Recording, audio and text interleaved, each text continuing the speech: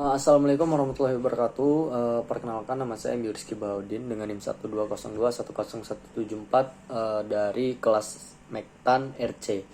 Di sini saya akan mempresentasikan terkait 4 pertanyaan yang ditugaskan untuk dipresentasikan. Pertanyaan pertama adalah jelaskan proses pembentukan bumi dan patahan. Baiklah, yang pertama teori pembentukan permukaan bumi. Bumi merupakan planet tempat tinggal kita sebagai manusia serta berbagai makhluk hidup lainnya. Berbagai teori konspirasi tentang bumi menyebutkan bahwa bumi memiliki beberapa bagian atau lapisan mulai dari inti bumi hingga kerak bumi yang merupakan sistem terluarnya. Kerak bumi yang merupakan lapisan terluar yang membentuk permukaan bumi bentuknya berubah dari waktu ke waktu. Namun proses tersebut tidak bisa diamati atau diselidiki secara langsung. Maka perlu suatu metode dan pendekatan yang dapat menghasilkan suatu teori. Maka dari itu banyak ahli atau ilmuwan yang mengemukakan teori pembentukan dari permukaan bumi. Dalam perjalanannya ada 6 teori pembentukan permukaan bumi yang ditemukan para ahli. Di antaranya adalah teori apungan benua, teori kontransi, teori konveksi, teori pergeseran dasar laut, teori dua benua, dan teori lempeng tektonik. Kemudian patahan. Patahan terjadi ketika suatu batuan mengalami retakan terlebih dahulu. Yang kejadian ini berkaitan erat dengan tekanan dan kekuatan batuan yang mendapatkan gaya sehingga timbul adanya retakan atau fraktur. Tekanan yang diberikan mampu memberikan perubahan pada batuan dengan waktu yang sangat lama dan hingga memberikan gerakan sebesar 1/100 cm dan bahkan sampai beberapa meter. Kemudian pertanyaan kedua yaitu ada sebutkan jenis peta geologi dan jelaskan kegunaannya pada bidang konstruksi. Yang pertama saya akan menjelaskan jenis-jenis peta geologi. Yang pertama ada peta geologi permukaan atau surface geological map. Peta geologi ini merupakan peta yang memberikan informasi-informasi geologi secara langsung terletak di bawah permukaan. Skala peta geologi permukaan bervariasi yaitu 1:50.000 hingga lebih dari skala tersebut. Peta ini bermanfaat untuk menentukan lokasi bahan bangunan, drainase, pencarian sumber air, dan juga pembuatan jalan. Kemudian ada peta singkapan atau outcrop map. Merupakan peta yang umumnya berskala besar dan juga mencantumkan lokasi ditemukannya batuan padat. Peta ini memberikan informasi yang berasal dari pemboran serta sifat batuan dan kondisi strukturalnya. Peta singkapan berguna untuk menentukan lokasi ditemukannya batuan tersebut. Kemudian yang ketiga ada peta ikhtisar geologis.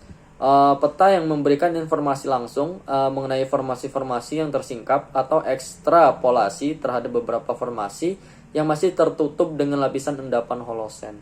Kemudian ada peta struktur, yaitu peta yang memiliki garis-garis kedalaman yang dikonstruksikan pada permukaan sebuah lapisan yang terletak di bawah permukaan. Kemudian ada peta isopak, yaitu peta yang menggambarkan garis-garis yang menghubungkan titik-titik sebuah formasi ataupun lapisan dengan ketebalan yang sama. Pada peta ini tidak ditemukan konfigurasi struktural.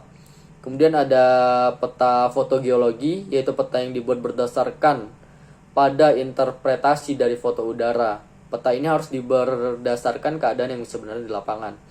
Kemudian peta hidrologi, yaitu peta yang menunjukkan kondisi air tanah yang terdapat pada daerah yang dipetakan. Peta ini dapat diketahui juga lapisan kedap air dan tidak kedap air. Kemudian berikutnya kegunaannya bagi bidang konstruksi, yaitu yang pertama adalah pemanfaatan sumber daya alam.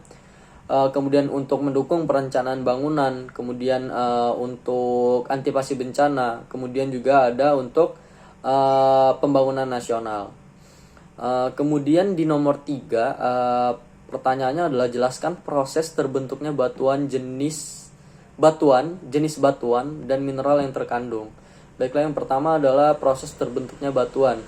Siklus batuan berasal dari magma, yakni batuan cair yang terbentuk jauh di bawah permukaan bumi. Seiring berjalannya waktu, magma mendingin dan membeku. Ini disebut sebagai proses kristalisasi. Proses kristalisasi magma dapat terjadi pada dua jenis situasi, di bawah permukaan bumi atau di atas permukaan bumi setelah letusan gunung berapi. Dari dua situasi tersebut, proses kristalisasi bisa menghasilkan batuan beku. Kemudian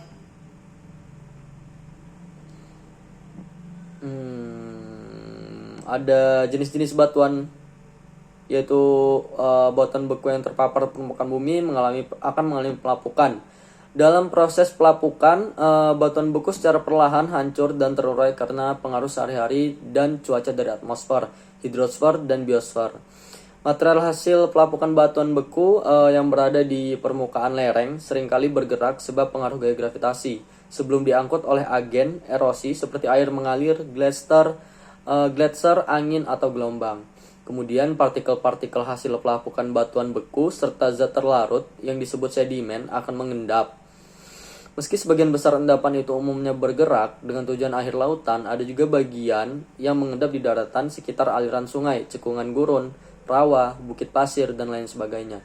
Sedimen yang menumpuk di berbagai lokasi pengendapan itu lantas mengalami proses litifikasi, yakni konversi menjadi batuan. Endapan biasanya berubah menjadi batuan sedimen jika dipadatkan oleh beban berat lapisan atasnya atau ketika direkatkan air tanah yang meresap mengisi pori-pori dengan bahan mineral.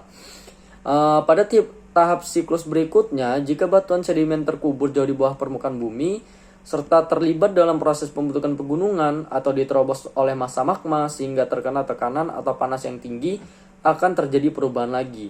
Batuan sedimen akan bereaksi pada lingkungan baru dan berubah menjadi jenis ketiga, yakni batuan metamorf.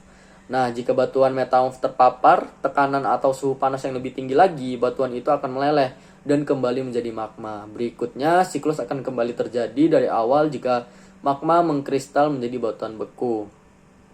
Kemudian jenis batuan, ada 3 jenis batuan, yaitu ada batuan beku, batuan sedimen, dan batuan metamorf.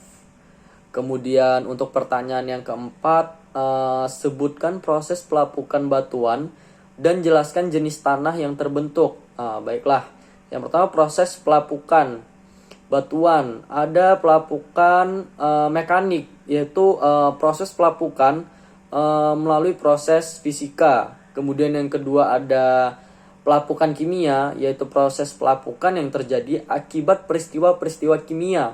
Kemudian pelapukan biologi adalah proses pelapukan yang disebabkan oleh makhluk hidup. Mungkin untuk jenis-jenis tanahnya yang terbentuk, untuk proses pelapukan fisika sendiri itu lebih ke jenis tanah-tanah yang kasar ya, seperti kerikil dan sebagainya. Kemudian untuk pelapukan kimia dan biologi, jenis tanah yang dihasilkan adalah tanah-tanah lembut seperti tanah gambut, kemudian tanah-tanah yang berstruktur halus seperti itu. Itu tadi presentasi dari saya tentang terkait 4 pertanyaan yang ditugaskan untuk dipresentasikan dalam tugas Mektan kali ini. Jika ada salah kata, saya mohon maaf. Saya akhiri. Wassalamualaikum warahmatullahi wabarakatuh.